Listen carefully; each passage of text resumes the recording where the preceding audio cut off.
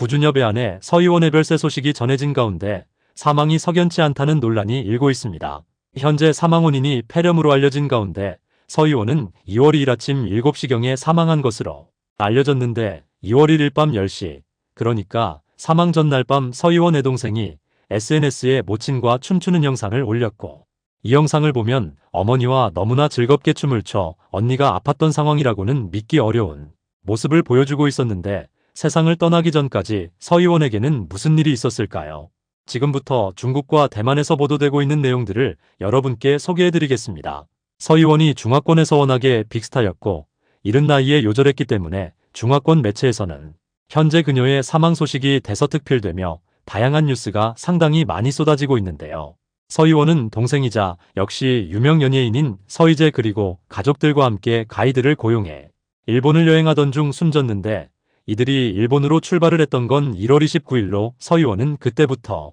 이미 기침과 천식 증상이 있었다고 하니 일본에서 병에 걸린 것은 아니고 대만에서 출발하기 전부터 이미 증상이 있었고 가족들과의 즐거운 휴가에 불참하기가 싫어서 함께 여행을 떠났던 것이었습니다. 서희원의 가족과 여행에 동행했던 가이드에 따르면 서희원은 1월 29일 일본에 도착한 첫날 온천에 가서 뜨거운 물에 몸을 담궜고 30일과 31일에는 몸이 안 좋아서 외출하지 않고 호텔에서 계속 머물렀다고 합니다. 그러다 31일 저녁에 상태가 위중해지면서 구급차로 병원에 이송되었고 치료를 받은 뒤 새벽에 다시 호텔로 돌아왔다고 하는데요. 다음 날인 2월 1일에 가이드는 서희원과 동생 서희재 그리고 부모님을 데리고 일본의 시골에 가게 되었고, 시골에서 작은 병원에 가게 되는데 시골 병원이라 너무 작았다 보니 서희원의 증상에 대해 정확한 진단을 못 내렸고 큰 병원에 가보라고 말했다고 합니다. 큰 병원으로 가게 된 서희원은 그곳에서 A형 독감 진단을 받고 약 처방을 받았다고 하는데요.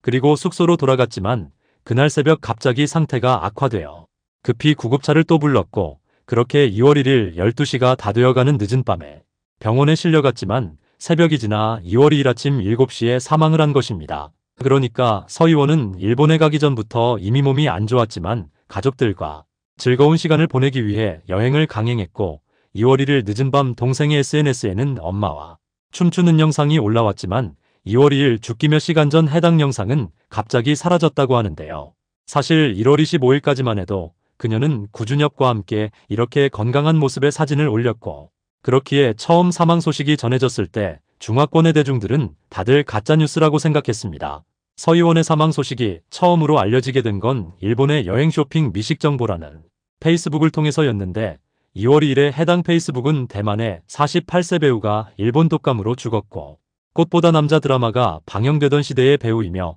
남편은 외국인이라고 알려져 중화권 네티즌들은 서희원인 것 같다고 추측했지만 팬들은 가짜뉴스라고 생각해 해당 페이스북 운영자에게 엄청난 악플을 쏟아냈다고 합니다. 그러나 해당 페이스북 운영자는 서희원의 가족들이 잠시 후 정식으로 발표를 할 것이고 가짜라고 한 사람들 모두 자신에게 사과하라고 요구했는데요. 그러고 나서 동생 서희재의 매니저가 2월 3일에 정식으로 서희원의 사망을 발표한 것인데, 그래서 서희원의 사망이 뭔가 의아하다는 여론들이 있었지만, 그러나 사실을 알고 봤더니 서희원은 원래부터도 지병으로 천식이 있었고 심장도 안 좋았으며 전 남편과 사이에서 두 자녀를 낳았지만 2번이나 유산을 하기도 했고, 둘째를 낳은 후에는 정신을 잃고 온몸을 발작하는 뇌전증도 왔었으며 출산 직후에는 극도로 체력이 고갈되고 복부에 쓰라린 통증도 있어서 의사가 진통제를 처방했지만 진통제 알러지로 혼수 상태에 빠지고 순간적으로 산소가 부족해지는 증상도 와서 2차례의 응급처치가 있은 뒤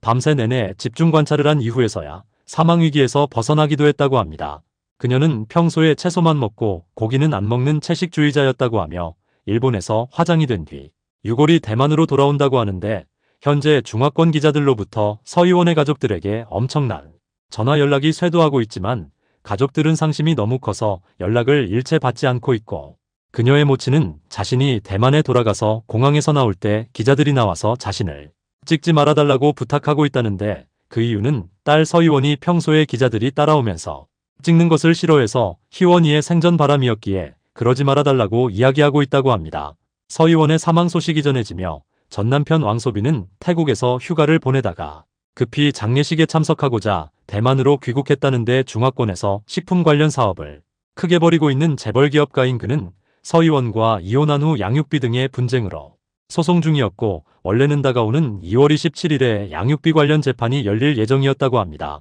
서희원이 왕소비를 고소한 이유는 이혼합의 불이행 혐의였고 왕소비는 서희원이 구준엽과 재혼한 2022년 3월부터 이혼합의서에서 약속한 생활비 지급을 중단했다고 하며 서희원에게 약 2억 1,600만 원의 생활비를 지급하지 않았다고 합니다. 소송에 앞서 서희원과 왕소비의 지인들이 두 사람의 조율을 시도했지만 합의에 이르지 못했고 이에 서희원은 타이베이 지방법원에 강제 집행을 신청했는데 왕소비의 미지급 증거가 명확할 경우 대만에 있는 왕소비의 자산 중 일부가 압류될 예정이었다고 합니다. 법원의 압류 판결이 집행될 경우 왕소비 소유의 타이베이 호텔 등 자산이 압류 혹은 경매에 붙여질 수 있고 왕소비가 서희원에게 미지급분을 상환할 경우 압류나 경매는 진행되지 않는다고 하는데 서희원은 지난 2011년 왕소비와 결혼해 슬아에 일남일녀를 뒀지만 이혼한 이후 왕소비의 불륜설을 비롯해 가정폭력을 일삼았다는 보도가 나왔고 뿐만 아니라 왕소비는 서희원 구준엽의 결혼 발표 소식이 전해지자 내 아이들이 전혀 모르는 누군가를 아빠라고 부르지 않았으면 한다라는 댓글을 남겨 비판을 받기도 했습니다. 그러나 왕소비는 전처의 사망 소식을 듣고 희원이는 내 가족이다. 모두들 좋은 말 많이 해달라. 라고 말하며 펑펑 울어서 눈이 붉게 부었다고 하는데 소송까지 할 정도의 관계인데 울었다고 하니 이해가 잘 안 되지만 사실 그 이전부터 그는 화가 나면 SNS에 분노를 터뜨리는 글을 마구 올리고 정서가 불안스러운 모습을 보여주었다고 하며 서희원을 사랑하지만 그러면서 미워도 하고 싸우기도 하고 그래서 중화권에서는 성격이 다소 이상하고 정서가 불안한 이미지로 알려져 있다고 합니다. 왕소비는 서희원과 결혼 생활 당시 베이징에 가서 살고 싶었지만 서희원이 베이징을 싫어해서 왕소비가 코로나 기간 동안에도 보름 동안 격리를 해가면서도 베이징과 대만을 왔다 갔다 하기도 했다고 하며 대만 매체는 아마도 지금의 남편인 구준엽이 서희원의 뒤를 이어 소송을 이어가지 않을까라고 보도하고 있는데